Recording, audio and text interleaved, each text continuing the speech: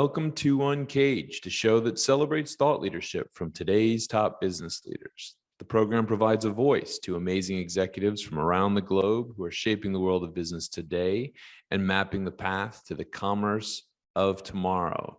Today, we're speaking with Jim Rozell. Hey, Jim, how are you? I'm doing well. How are you? I'm well. I'm excited to talk to somebody in my hometown, Chicago. Jim is the founder and CEO of Hotel Compete, which is an organization that assists hotels with a data-driven approach to competitive alignment. I'm sure it's going to come out in a little bit, but Jim has an extensive career in the travel industry and really an industry that's now going through, I'd say, a reinvention with data right at the center of it. So Jim, you're obviously the man of the moment. And so I'm excited to talk to you more about what you're working on. But before we get there, tell us a little bit about yourself and your career today. A little bit about I've been in the travel industry. I like to tell this story because I always find it amusing, but I've literally been in the travel agency since I was a small child. And when I say a small child, I mean, 9, 10, 11 years old. My mother owned a travel agency. And then she was one of the first wholesale tour operators in the United States, out of Dallas, which is where I originally grew up. But so we spent our Saturdays and Sundays stuffing tickets into envelopes, in the garage with chalkboards counting, this is how many people are on this flight. Here's a list of hotels and how many people we have booked at this hotel. So you were born into the industry, whether I liked it or not, because that's how the bills got paid at home. Then I grew up in a small town in Texas called Euless, Texas, and in about 1978 they built DFW Airport down there, and the dynamics of the very small town that I grew up in changed dramatically. And next thing you know, it was my small town was a medium-sized town, and everybody in that medium-sized town family worked for American Airlines, who was the big airline at DFW. When I was 15, I got the very, very lucky break to get a job working for American Airlines. Being one of those fine people who took people off the airplane in wheelchairs and took them from gate 36 to gate 1, or the people who sat in the room and we entertained the unaccompanied minors while they for their hour layover while they went to someplace else. And so I did that for a few years, back and forth, and that's really how I started working at American. I maintained that job no matter what I did, going off to college and whatever. But then I got into a different travel agency working for them, and one day I was the guy in the back room who they could count on to do pretty much anything. We used to do the ARC report for the hotel for the travel agency, even though I wasn't terribly qualified to do it, but I could count and add and sort really fast because my mother had made us do it as children. And lo and behold, my boss got a call from American Airlines. It's a training class that they had for a very particular part of Sabre. Had somebody drop out at the last minute. They offered him a 3 months worth of Sabre if he knew anybody who could fill the position, and he recommended me. And the rest, as they say, is history. I worked for American for the next 17 years while I went to college, while I got married, while I had started a family and whatnot.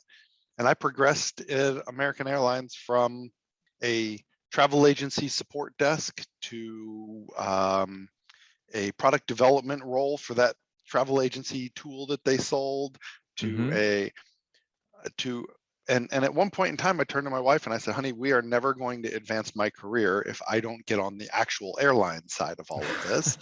So I walked into an interview in pricing and revenue management for American Airlines, or American Eagle.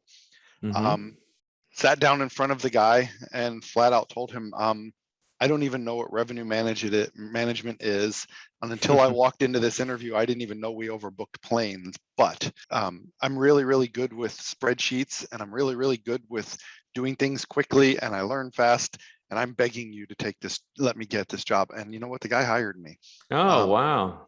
And from there, it kind of took off. I worked in pricing and yield management. I was the first ever American Airlines pricing analyst who was focused on Southwest Airlines. Who at the time, our vice president of revenue management, her name was Barbara Amster. I walked into her office. I said, "Hey, Barbara, this Southwest Airlines is a real pain in our ass. What are we going to do about it?" And she said, "Oh, Jim, they'll never turn out to be anything. Don't worry about them." And I said, "Would you mind if I continue to track them?" And she said, "Sure." Well, 3 years later, they were the second largest airline in the United States, and Wow. so we did that. But well, obviously, at some point, you shifted from the airline industry over into the hotel area. So, tell me a little bit about that transition and the emergence of your business, Hotel Compete. I left American to go work for what was largely considered an OTA, like a Orbitz or Priceline or whatever. And so I was responsible for, at American, I had done all the data procurement for them. That was my thing. I built the largest data warehouse in the world while I was at American. And this company came to me and said, "Hey, we need to do this for this startup company. Can you come work for us?" And I said, "Sure." Made the huge jump to leave. I got a retirement package, and I did that. It shifted over to the hotel industry, and quite frankly, I was really quite baffled as to how little data they used at the time. And so for the next 10 or 12 years, as I moved from one side of the hotel business to the other side of the hotel business, I was constantly bothered by the fact that they spent such little time worrying about what their competitors were doing, and so much time worried about their own individual performance. And all I could think is, well, this is a share business. You should know more about your competitors than you know about anybody, because your only way to grow is to steal share. And so I spent a good chunk of time with them, building revenue management systems, building data warehouses, building analytic tools and things along those lines that people weren't terribly accustomed to using. And we started to get into much more complicated things that we wanted to do. And at the time, I didn't really have anybody that I worked for or worked with who was terribly interested in this stuff. And I was very interested in this stuff. Well, that's how Hotel Compete started, right? I was determined to make sure that other hoteliers were going to be interested in the same things that I was looking at and I was concerned about. And I started a business to do exactly that. So really provides kind of competitive analysis across major hotel brands, or tell me how it works. Yeah. So we do something very unique in the industry that we call comp set analyzer, and the idea really is that if I'm a hotel in downtown Chicago, there is a set of hotels that when somebody is booking my hotel, that the booker themselves has looked at as alternatives. If I'm the Hyatt in downtown Chicago, there are clearly a couple of other hotels who I am in direct competition with for, Booker A's dollars and whatever.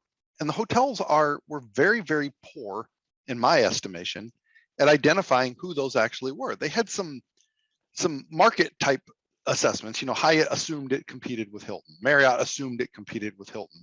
But then there'd be this independent hotel down the street. They'd be like, "Well, I don't know much about them, so it's easier for me to forget them than it is for me to actually pay attention to them." So we started developing models that basically allow you to say, "Hey, here's my hotel. You can push a button, and we've collected all kinds of information in the background on what services and amenities are there, what guests think about it from guest review point of view, how close it is to demand drivers, what they're charging for their rates, what kind of room types they have, how easy it is to search the hotel." It would be the same things that a consumer was looking at if they decided to book one hotel versus the other. And so we developed a model, push a button, boom, it comes back and says, "Here are the 5 or 6 hotels that somebody is likely looking at when they're looking to book your hotel." Wow. We'll call that your comp set. Ironically, I developed this while I worked for another company. When I worked for Carlson Hotels, I lived in Milwaukee and our offices were in Minnesota. So I spent a lot of time in hotel rooms by myself. And Carlson didn't like the fact that when I showed them who their real competitors were, they weren't who they were marketing that their competitors were, which explained a lot of our performance issues. They decided that they didn't want the model. The first step to success is acceptance, and then you can start to shift. Yeah, exactly. Isn't it the truth, right? I have a nephew all the time, and that we would go out with, and I'd be like, I look at him and I go, Chris, I really love you, but there's no way those girls are going to pay attention to you. You need to you need to fish where there are girls in your league, there, kind of thing, right? It's the same thing for businesses, right? I'm not. Hotel Compete is not going to take IBM's largest customer tomorrow. There's just no way. But there's a lot of Yeah. companies in our realm that I'm going to take. So in Yeah. any case, Carlson didn't really want me to continue to work on this because it didn't really align with what they thought of their company. So they gave you a free run at building this out, and it sounds like it's really flourished. Yeah. So yeah. So what kind of hotel groups use this? Large ones, medium sized, everyone? We have clients that range from the largest brands in the world to small independent hotels all by themselves, with management companies and asset managers in the middle, kind of thing. I'm really surprised at some of the people who come to us, kind of business that I didn't really think would come to us. We have a lot of people who are in like the hotel procurement business who come to us knowing that we have large lists of hotels and things along those lines. So like any good data model, right, we've been able to sell bits and pieces of the data to people for different purposes than we even originally intended the data or the business to be part of. And so Yeah. And I think it's really interesting to hear where you talk about coming into the industry and companies or hotel groups were really not applying any competitive data. I imagine you must now be experiencing almost like the opposite, which is that they've gone from not doing anything to now probably wanting everything and not really knowing what they want. But I'd be curious to hear how what you're doing fits into the context of business today and really this demand of everyone trying to be a data-driven business. I think the one thing that we've done very, very well that a lot of people in the data-driven businesses haven't done is I always tell people, oh, big data this, big data that. Well, the problem with big data is there's probably 100 people in this world truly qualified to look at tons of data and identify issues. And you know what? And until that portion of the world grows, and anybody who's listening to this, I strongly urge you to go out and get your degrees in complex analytics and things along those lines. But I will also tell you that it's not for everybody. Right. It's as much art as it is science, probably more art than it is science. But one thing that we've done very well, and I will tell you, it was a stumbling block when we started the business, because when I started the business, I had very complex outputs, very complex things that I had to do. We had to simplify it down so that the masses understood at a high level that what was going on in the background was complex, but that the answer on the outside of it was simple and easy enough and intuitive enough to make sense. When I worked for American Airlines, we would spend $10 million chasing a 0.5% forecast improvement because we knew to the bottom line that it was worth. However, I spent a lot of time at American Airlines telling them that they spent $10 million to increase forecast accuracy 0.5 point to make an extra $500,000 every year, and that it was going to take a really long time for it to pay for itself. And they would kind of look at me and go, I don't know what that means. I'd be like, no, I'm telling you that you're wasting your money here. You could have answered all your questions with the data you had before, and you just tried. So I think in the world of big data, the key moving forward right now, or the key to be successful right now, is to have outputs that are simple enough, easy enough to understand, and applicable to the masses. And honestly, answer simple questions first. Data is a matter of trust. It is a matter of trust, right? I will tell you that the answer to question A is X, right? And as soon as you believe me that X meant something to me, you're going to ask me a little bit harder question than A. You're going to ask me A plus B. That is how we have basically grown our business, is a shift to simplifying things down, helping people with easy tasks, and then easing them into larger, more complex tasks. Yeah. And I mean, I can only see the benefits of how this is applied.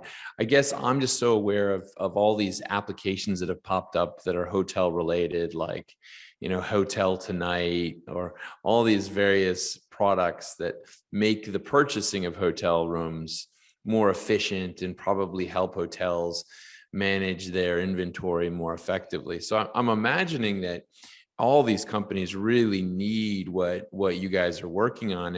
And I'm curious to hear how the pandemic has impacted things. I can imagine probably early days, everyone was freaking out, but tell me about the challenges and perhaps kind of how the industry is changing around the last couple of years.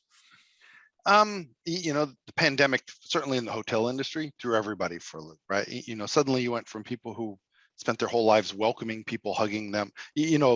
I will say this about anybody in the hospitality. If the hospitality is good at anything, if you want to meet a really good hospitality, he's that person who makes you feel happy the second you meet him, right? That's what they do, Yeah. right? Their job is to make their guests happy. It's to please people. It's who's successful. You take a group of people like this, and suddenly they have no guests, right? And the thing that they know that inherently they're the best at are suddenly gone. Well, they start to kind of, it was very, very rough for the industry. You wake up with, my life's purpose is to please my guests and make sure that they have a wonderful stay. And whether you've been in a hotel and had a bad experience or not, I promise you the guy who owns that hotel is that guy, whether it worked out or not, to having empty hotels. And then there is the panic from, a large portion of hotel brands are franchise oriented, right? Well, franchise companies, they collect fees and they provide services and things along those lines. Well, when those fees dry up and whatnot, suddenly all the services and stuff that they're providing for their constituent hotels dry up as well. And those constituent hotels go, I don't know what to do now. And so I think what has happened in the industry since the pandemic is that the hotels have become a little more independent on their own. Even though they're part of large brands, they've realized that for a year they were kind of left hung out to dry and had to figure out how to do things on their own. And so I think they're a little more confident to either push back on brands and things along those lines and say, you know what, that didn't work for us. This is what did work for us. Or B, push back with them with their own data and their own solutions and say, we did this, we use this data to get there.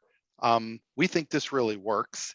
How can you help us to augment this? And now it's left some of the brands kind of scrambling to say, hey, you know what?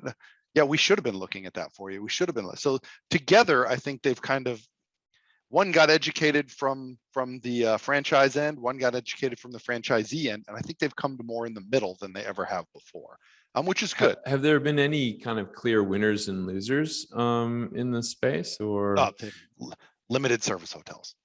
The limited service hotels have I think they went from being, we don't have restaurants, we don't have these things and whatnot, to and afraid to price up accordingly, and now they're a little more confident. I think they are realizing that without all of the services and amenities around you, you can still provide a great experience for a guest, and do it at a reasonable price. If anything right now has come out of the pandemic, it is that the hotels themselves are far more aggressive from a pricing point of view. Right. Yeah, absolutely.